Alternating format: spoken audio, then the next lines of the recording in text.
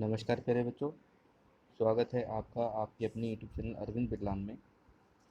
तो बच्चों, आज जो हमारी वीडियो है, वीडियो का टॉपिक 19वीं सदी के धार्मिक और सामाजिक आंदोलनों को लेके है, या हम इसको बोल सकते हैं 19वीं व 20वीं सदी के जो धार्मिक और सामाजिक आंदोलन हुए थे उनके बारे में आज हम चर्चा करेंगे। तो इस आंदोलनों से देश में क्या प्रभाव पड़ा, देश में कौन कौन सी ऐसी बुराइयां थी या कौन सी ऐसी कुप्रथाएं थी जिनकी वजह से ये धार्मिक आंदोलन चलाए गए, और समाज पर इनका क्या प्रभाव पड़ा, आज इस वीडियो में हम इनके बारे में देखेंगे। ठीक है, तो वीडियो आप लोगों के लिए बहुत इंपॉर्टेंट होने वाला है, इसलिए सभी बच्चे वीडियो को पूरा देखेंगे। और जो बच्चे बेटा चैनल से नहीं जुड़े हैं, चैनल को सब्सक्राइब कीजिए, वीडियो अच्छी लगे तो लाइक कीजिए और दूसरे बच्चों को भी शेयर कीजिए। ठीक है, चलिए शुरू करते हैं। जैसे यहाँ पर आप लोग देख पा रहे हैं, राजा राम मोहन राय और ब्रह्म समाज। ठीक है, तो सबसे पहले हम बात करेंगे राजा राम मोहन राय और ब्रह्म समाज की। तो यहाँ पर आप फोटो देख पा रहे हैं, ये कौन है? ये राजा राम मोहन राय हैं जिन्होंने ब्रह्म समाज की स्थापना की थी। ठीक है, ब्रह्म समाज की इन्होंने क्या की थी? स्थापना की थी। ठीक है बच्चों, तो कुछ फैक्ट हैं इनके बारे में, इंपॉर्टेंट फैक्ट हैं, उनको जानने की कोशिश करते हैं। तो जैसे यहाँ पर लिखा हुआ है, जन्म 1772 ईस्वी में राधानगर गांव बंगाल में एक ब्राह्मण परिवार में इनका जन्म हुआ था। ठीक है, तो बंगाल में राजा राम मोहन राय का 1772 ईस्वी में जन्म हुआ था। और अगर हम इनकी मृत्यु की बात करते हैं तो मृत्यु जो है इनकी ब्रिस्टल इंग्लैंड में 1833 ईस्वी में हुई थी। और इनकी जो मृत्यु इंग्लैंड में हुई थी, ये उस समय एक भारतीय बादशाह थे जिनका नाम था अकबर सेकेंड। तो अकबर सेकेंड को जो पेंशन मिलती थी वो कम मिलती थी, तो इनकी पेंशन की बात को लेकर, इनकी पेंशन के संदर्भ में बात को रखने के लिए ये इंग्लैंड में गए थे, जहाँ पर इनका जो है इनको मस्तिष्क ज्वर हो जाता है और इनकी वहाँ पर मृत्यु हो जाती है। ठीक है, तो साल 1833 में इनकी मृत्यु हो जाती है। ठीक है, और अकबर सेकंड वही बादशाह हैं जिन्होंने राजा राम मोहन राय को राजा की उपाधि दी थी। ठीक है, राजा की उपाधि राजा राम मोहन राय को अकबर सेकंड ने दी थी। आगे कहते हैं इनके फैक्ट में इंपॉर्टेंट पॉइंट्स जो हैं उसमें कहते हैं, 1803 में ईस्ट इंडिया कंपनी के रंगपुर स्थित कलेक्ट्रेट में लिपिक की नौकरी ग्रहण की और बाद में दीवान भी बने, किंतु 1814 में इस्तीफा दे दिया। तो इन्होंने जो है पहले ईस्ट इंडिया कंपनी जो अंग्रेज़ों की कंपनी थी वहाँ पर एक लिपिक के तौर पर भी काम किया था और दीवान भी बने थे, लेकिन कुछ समय बाद जो है इन्होंने, सालों बाद इन्होंने क्या करा? इस्तीफा दे दिया। आगे राजा राम मोहन राय जो थे, ये संस्कृत, फारसी, अरबी, अंग्रेज़ी, ग्रीक, यहूदी, लैटिन और फ्रेंच जैसी 12 भाषाओं को भी जानते थे। ठीक है, तो इनको 12 भाषाओं का ज्ञान था। आगे कहता है, शिक्षा के क्षेत्र में इनके जो कार्य हैं, 1817 में डेविड हायर की सहायता से कलकत्ता में एक हिंदू कॉलेज की इन्होंने क्या की? स्थापना की, और यही कॉलेज बाद में प्रेसिडेंसी कॉलेज बना। 1817 में कलकत्ता में इन्होंने एक अंग्रेजी विद्यालय की भी स्थापना की और 1825 में इन्होंने वेदांत कॉलेज की भी स्थापना की। तो शिक्षा को लेके भी इन्होंने बहुत कार्य किए। ठीक है, नेक्स्ट इसके बाद साहित्य और पत्रिका के क्षेत्र में 1809 में फारसी में फुताहत उल मुहावदीन नामक पत्रिका का प्रकाशित की, और 1821 में बंगाली भाषा में प्रथम साप्ताहिक पत्रिका संवाद कुमेदी, जो बंगाली भाषा में इनकी पहली पत्रिका थी वो थी संवाद कुमेदी, इसका 1821 में क्या किया? इन्होंने शुभारंभ किया। ठीक है, इसके बाद 1822 में फारसी भाषा में इन्होंने एक अखबार निकाला जिसको बोलते हैं मिरातुल अखबार, उसका भी प्रकाशन किया। 1820 में रिसिप्ट्स ऑफ जीसस नाम की एक पुस्तिका का जो है प्रकाशन किया। तो इन्होंने ईसाई धर्म की कई सारी किताबें पढ़ी थी और उस ईसाई धर्म से लेकर इन्होंने पुस्तकों का प्रकाशन भी किया। ठीक है, नेक्स्ट पॉइंट, 4 दिसंबर 1829 को नियम 17 में राजा राम मोहन राय के प्रयासों से ही सती प्रथा की समाप्ति संबंधी कानून बना। तो राजा राम मोहन राय ने सती प्रथा को लेकर जो है बहुत प्रयास किए कि उसको ख़त्म किया जाए। तो इनके जो बड़े भाई थे, उनकी मृत्यु के बाद जब इनकी भाभी को सती कर दिया जाता है तो उस बात से बहुत हताशा हुए ये, और इन्होंने अंग्रेज़ उस समय जो गवर्नर जनरल थे जिनका नाम था लॉर्ड विलियम बेंटिक, बेंटिक जो थे ये गवर्नर जनरल थे अंग्रेज़ हिंदुस्तान में 1829 के समय में। तो इन्होंने क्या करा? अंग्रेज़ गवर्नर जो ये गवर्नर जनरल थे लॉर्ड विलियम बेंटिक, उनके साथ मिलकर सती प्रथा के समाप्ति के संबंध में कानून बनाया और सती प्रथा को समाप्त कर दिया। ठीक है, इसके बाद अगला पॉइंट कहता है, राजा राम मोहन राय को भारत के नव जागरण का अग्रदूत, देखिए ये कुछ उपाधि है इनको जो दी जाती है, जैसे नव जागरण का अग्रदूत बोला जाता है, सुधार आंदोलन का प्रवर्तक बोला जाता है, अतीत और भविष्य के मध्य सेतु बोला जाता है, भारतीय राष्ट्रवाद का जनक इनको बोला जाता है, आधुनिक भारत का पिता और नव दिन का प्रातः तारा आदि उपाधियां जो है इनको दी जाती है। ठीक है। इसके बाद 1831 में तत्कालीन मुगल बादशाह अकबर द्वितीय के प्रतिनिधि के तौर पर राजा राम मोहन राय इंग्लैंड गए और अकबर द्वितीय ने ही इनको राजा की उपाधि दी। जैसे कि मैंने आपको बताया था कि अकबर सेकंड जो थे वो बादशाह थे, तो उनके कार्य को लेकर, उनकी पेंशन को लेकर ये इंग्लैंड गए थे, जहाँ पर इनकी मृत्यु हो गई थी। ठीक है। अब आगे देखते हैं जो ब्रह्म समाज राजा राम मोहन राय ने बनाया, उस ब्रह्म समाज का विस्तार क्या कैसे हुआ। ठीक है। तो जैसे राजा राम मोहन राय की मृत्यु के पश्चात ब्रह्म समाज का जो नेतृत्व था वो महर्षि द्वारकानाथ टैगोर और पंडित रामचंद्र विद्यावगीश के हाथों में आ गया। इन्होंने वो संभाला। ठीक है, ब्रह्म समाज को संभाल लिया। कौन कौन? द्वारकानाथ टैगोर और पंडित रामचंद्र विद्यावगीश, ये दोनों ही इंपॉर्टेंट व्यक्ति थे जिन्होंने राजा राम मोहन राय की मृत्यु के बाद ब्रह्म समाज को संभाला। लेकिन साल 1841 21 दिसंबर को देवेंद्र नाथ टैगोर कौन है? ये द्वारकानाथ टैगोर के पुत्र हैं जिन्होंने ब्रह्म समाज की बागडोर अपने हाथ में ले ली। देवेंद्र नाथ टैगोर ने कलकत्ता के कुछ युवा साथियों के साथ मिलकर तत्वरंजनी सभा की स्थापना की, जो बाद में 1839 में रूपांतरित होकर तत्वबोधनी सभा के रूप में सामने आई। तो देवेंद्र नाथ टैगोर जो थे इन्होंने क्या किया था? 1839 में तत्वबोधनी सभा की स्थापना की, और तत्वबोधनी सभा को सबसे पहले तत्वरंजनी सभा के नाम से भी जाना जाता था। ठीक है। इसके बाद देवेंद्र नाथ टैगोर ने बंगाली भाषा में तत्वबोधनी जो है एक पत्रिका का प्रकाशन भी किया, और 1840 में तत्वबोधनी स्कूल की स्थापना भी देवेंद्र नाथ टैगोर ने की। ठीक है। नेक्स्ट पॉइंट, 1857 ईस्वी में देवेंद्र नाथ टैगोर ने केशव चंद सेन जो थे ये भी एक बहुत बड़े समाज सुधारक थे, जो 1857 में ब्रह्म समाज के सदस्य बन जाते हैं, और इनको क्या किया जाता है? इनको आचार्य नियुक्त किया जाता है। केशव चंद सेन के समय ब्रह्म समाज का विस्तार और लोकप्रियता में वृद्धि हुई। केशव चंद सेन ईसा मसीह और सेंट पॉल के जीवन से अत्यधिक प्रभावित थे, और उनके अति उदारवादी व्यक्तित्व के कारण ब्रह्म समाज में ईसाई, मुस्लिम, पारसी आदि धर्मों की पुस्तकों का पाठ किया जाने लगा। तो ब्रह्म समाज जो केवल हिंदू धर्म से जुड़ा हुआ था, केशव चंद सेन के आने से वो अति उदारवादी हो गए, और हिंदू धर्म के अलावा जैसे ईसाई हुए, मुस्लिम हुए, पारसी हुए, इन सभी धर्मों की पुस्तकों का पाठ अब ब्रह्म समाज में किया जाने लगा। ठीक है। जिसकी वजह से क्या हुआ? जिसकी वजह से ब्रह्म समाज में फूट पड़ गई। ठीक है। और देवेंद्र नाथ टैगोर का संगठन जो है आदि ब्रह्म समाज कहलाया, और केशव चंद सेन का जो संगठन है ये भारतीय ब्रह्म समाज कहलाया। तो पहली जो फूट थी ब्रह्म समाज में 1865 में पड़ती है। क्यों? क्योंकि जो इनका व्यक्तित्व होता है केशव चंद सेन का, ये काफ़ी उदारवादी होता है। ठीक है। जिसकी वजह से ब्रह्म समाज में कई सारी धार्मिक पुस्तकों का पाठ किया जाने लग जाता है, और ये बात देवेंद्र नाथ टैगोर को नहीं भाती, और देवेंद्र नाथ टैगोर जो है वो केशव चंद सेन की सदस्यता को रद्द कर देते हैं, और इस वजह से ब्रह्म समाज में फूट पड़ जाती है। तो देवेंद्र नाथ टैगोर का जो ब्रह्म समाज है बच्चों, वो कहलाता है आदि ब्रह्म समाज। ठीक है। और केशव चंद सेन का जो ब्रह्म समाज है वो कहलाता है भारतीय ब्रह्म समाज। ठीक है। चलिए आगे देखते हैं। आगे कहता है 1872 ईस्वी में केशव चंद सेन के प्रयासों से ब्रह्म विवाह एक्ट पारित हुआ, जिसके द्वारा बाल विवाह और बहुपत्नी प्रथा विवाह को अवैध घोषित कर दिया गया, परंतु इसका उल्लंघन करते हुए अल्पायु की पुत्री का विवाह कूच बिहार के राजा से कर दिया। देखिए केशव चंद सेन जो थे इन्होंने ब्रह्म विवाह एक्ट बनाया था, जिसमें बाल विवाह और बहुपत्नी विवाह जो था इसको अवैध घोषित कर दिया था। लेकिन केशव चंद सेन इस कानून का खुद ही उल्लंघन करते हैं, और अपनी अल्पायु की पुत्री का विवाह जो है बिहार के एक राजा से कर देते हैं, जिसकी वजह से केशव चंद सेन की प्रतिष्ठा को बहुत धक्का लगता है, और ब्रह्म समाज में एक बार से फिर फूट पड़ जाती है। ठीक है। तो ब्रह्म समाज के कुछ सदस्य जैसे आनंद मोहन बोस और शिवनाथ शास्त्री ये जो केशव चंद सेन के साथ जुड़े हुए थे ये अलग हो जाते हैं, और एक नया ब्रह्म समाज बनाते हैं 1878 में, जिसका नाम कहलाता है साधारण ब्रह्म समाज।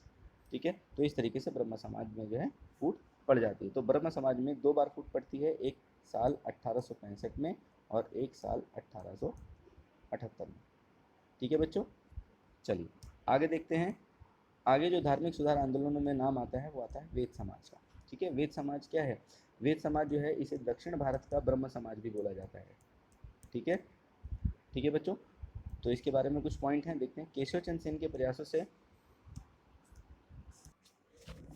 तो यहाँ पर देखिए केशव चंद सेन के प्रयासों से जो ये वेद समाज है इसकी स्थापना क्या मद्रास में हुई थी, और श्री धरालू नायडू जो एक व्यक्ति थे, इन्होंने 1864 में वेद समाज की स्थापना की थी। तो वेद समाज के जो सदस्य थे जैसे वी राजगोपाल चार्लू, सुब्रयाल सेठी और विश्वनाथ मुदलियार जो थे, ये क्या थे, ये वेद समाज के सदस्य थे।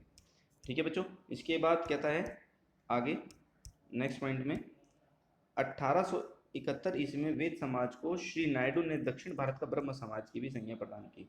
तो वेद समाज आपसे क्वेश्चन में पूछ सकते हैं कि वेद समाज को जो है दक्षिण भारत का, ऐसा पूछा जा सकता है कि दक्षिण भारत का जो है ब्रह्म समाज किसको बोला जाता है, वो वेद समाज को बोला जाता है। या पूछा जा सकता है कि वेद समाज की स्थापना किसने की थी और कौन से साल में की थी, तो 1864 में श्री धरालू नायडू ने वेद समाज की स्थापना की थी। ठीक है बच्चों, चलिए आगे चलते हैं। आगे है प्रार्थना समाज। तो यहाँ पर हम प्रार्थना समाज के बारे में बात करेंगे। यहाँ पे आप एक फ़ोटो देख पा रहे हैं। ये फ़ोटो जो है ये एक समाज सुधारक थे जिनको बहुत सम्मान के साथ याद किया जाता है। इनका नाम है आत्माराम पांडुरंग। ठीक है, आत्माराम पांडुरंग। ठीक है बच्चों, तो ये जो है ये क्या है, ये एक समाज सुधारक थे और इन्होंने क्या की थी, इन्होंने 1867 ईस्वी में क्या किया था, प्रार्थना समाज की स्थापना की थी। प्रार्थना समाज की इन्होंने स्थापना की थी। ठीक है, तो चलिए इनके बारे में जानते हैं। ये देखिए यहाँ पर कुछ फैक्ट लिखे हुए हैं। महाराष्ट्र की यात्रा पर गए केशव चंद्र सेन के प्रभाव से 1867 ईस्वी में मुंबई में डॉक्टर आत्माराम पांडुरंग ने प्रार्थना समाज की स्थापना की। तो आत्माराम पांडुरंग न केवल एक समाज सुधारक थे बल्कि एक डॉक्टर भी थे जिन्होंने मुंबई में जो है प्रार्थना समाज की स्थापना की थी और ये केशव चंद्र सेन के व्यक्तित्व से काफ़ी प्रभावित थे। महागोविंद रानडे आत्माराम पांडुरंग के प्रमुख सहयोगी थे। तो महागोविंद रानडे जो थे ये भी कहीं ना कहीं कह सकते हैं कि प्रार्थना समाज से जुड़े हुए थे। अगला पॉइंट, प्रार्थना समाज में दलितों, अछूतों, पिछड़ों तथा पीड़ितों की दशा एवं दिशा सुधारने हेतु दलित जाति मंडल समाज सेवा संघ तथा दक्कन शिक्षा सभा की भी का जो है ये गठन किया गया। तो प्रार्थना समाज के वो सदस्य थे जिन्होंने दलितों की स्थिति को सुधारने के लिए दलित जाति जो है मंडल समाज सेवा संघ और दक्कन शिक्षा सभा की स्थापना की। ठीक है, इसको इंग्लिश में बोला जाता है दक्कन एजुकेशन सोसाइटी।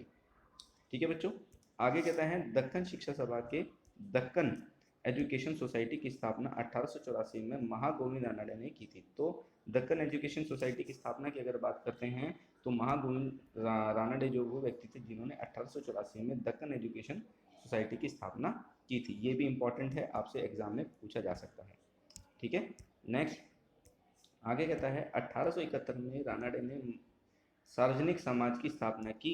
रानडे की प्रतिभा के कारण ही महाराष्ट्र का सुकरात की उपाधि प्रदान की जाती है। तो देखिए यहाँ पे इम्पोर्टेंट है ये कि जिसमें पूछा जा सकता है कि जो सार्वजनिक समाज की स्थापना महाराष्ट्र में किसने की थी, तो थे रानडे, महागोविंद रानडे। और महाराष्ट्र का सुकरात किसको बोला जाता है, महागोविंद रानडे को बोला जाता है। ठीक है, चलिए आगे देखते हैं। आगे कहता है दक्कन एजुकेशन सोसाइटी को बाद में पुणे फर्ग्यूसन कॉलेज भी कहा गया। ठीक है, नेक्स्ट पॉइंट, रानडे को पश्चिम भारत में संस्कृति पुनर्जागरण का अग्रदूत माना जाता है। रानडे ने विधवा विवाह को और अधिक प्रचारित करने के लिए 1891 में 1891 में महाराष्ट्र में विडो री मैरिज एसोसिएशन का भी गठन किया। तो ये भी इम्पोर्टेंट फैक्ट है यहाँ पर कि विडो री मैरिज एसोसिएशन महाराष्ट्र में 1891 में किसने बनाई, तो वो थे महागोविंद रानडे। ठीक है बच्चों, नेक्स्ट आगे कहता है रानडे ने अपनी आस्तिक संबंधी विचार अपनी पुस्तक एक आस्तिक की धर्म में आस्था में व्यक्त किया। महागोविंद रानडे गोपाल कृष्ण गोखले के राजनीतिक गुरु थे और गोखले गांधी जी के राजनीतिक गुरु थे। ठीक है, तो ये भी इम्पोर्टेंट है जो एग्जाम में पूछा जा सकता है। इसके बाद आगे देखते हैं। आगे कहता है नेक्स्ट, धोंदू केशव कर्वे ने 1899 ईस्वी में विधवा आश्रम संघ जिसे विडो होम की स्थापना जो है इन्होंने की, जहां विधवाओं को आत्मनिर्भर बनाकर जीवन की नई दृष्टि से देखने के लिए उत्साहित किया जाता था।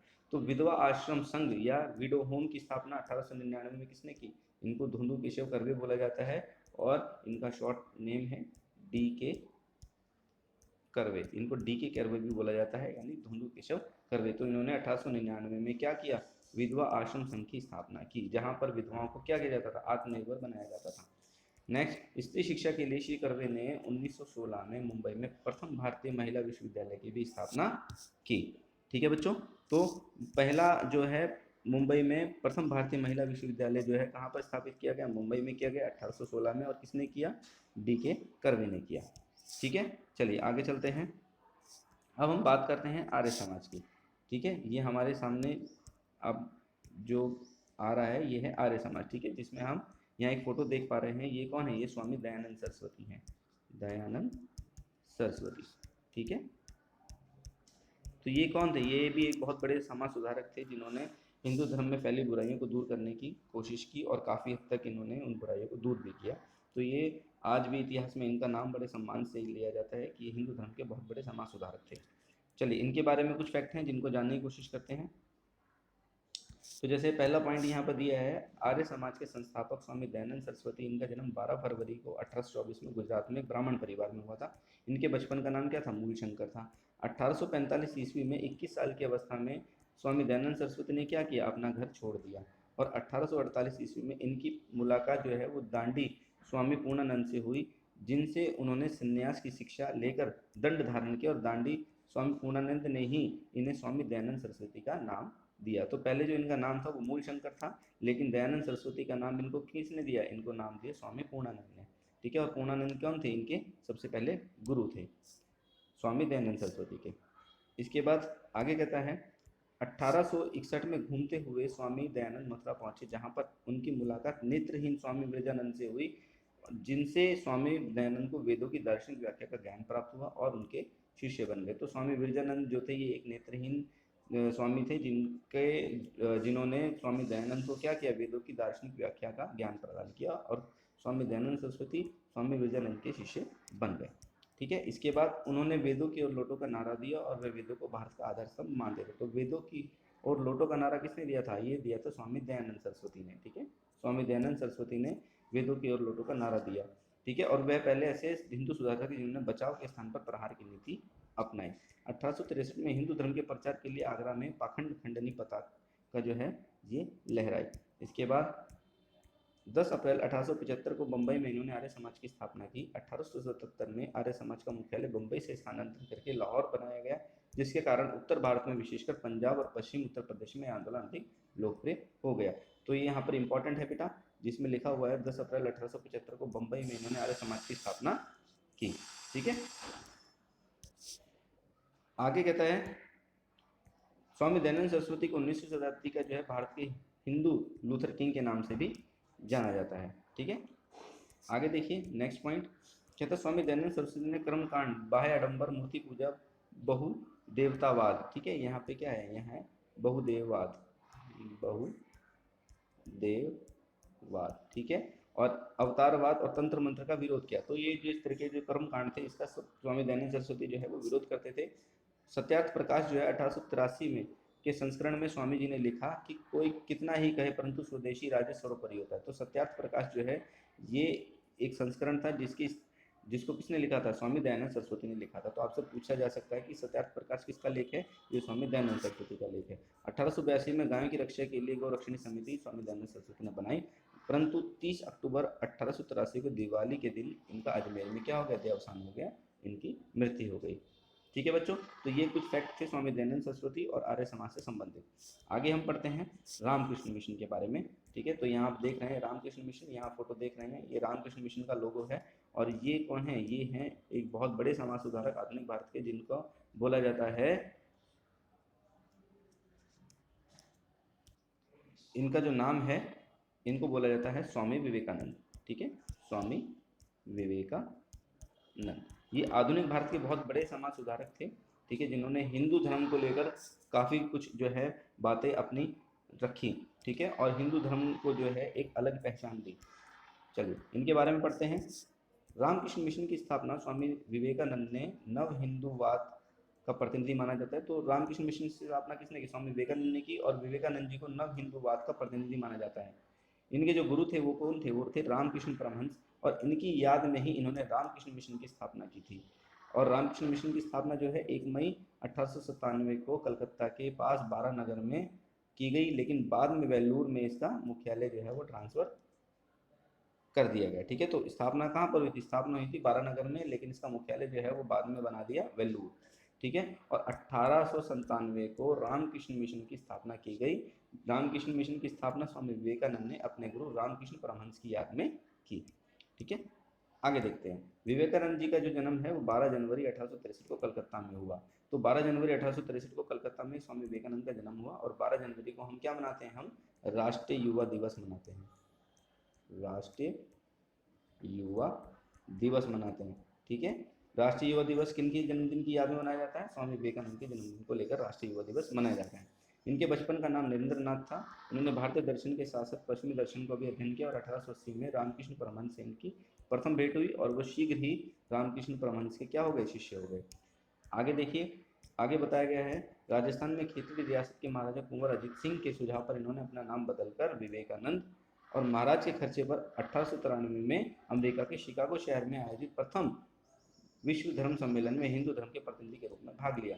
तो खेतड़ी के जो राजा थे, राजा कुंवर सिंह अजीत सिंह जो थे, इनके कहने पर ही स्वामी विवेकानंद ने जो है अपना नाम विवेकानंद रखा, क्योंकि इनका नाम नरेंद्र नाथ दत्त था, परंतु इन्होंने नाम चेंज कर लिया कुंवर अजीत सिंह के कहने पर, और अपना नाम रखा विवेकानंद। और इन्हीं के महाराज के खर्चों पर ही 1893 में अमेरिका के शिकागो शहर में हिंदू धर्म सम्मेलन में गए, जहाँ पर इन्होंने हिंदू धर्म के प्रतिनिधि के रूप में भाग लिया।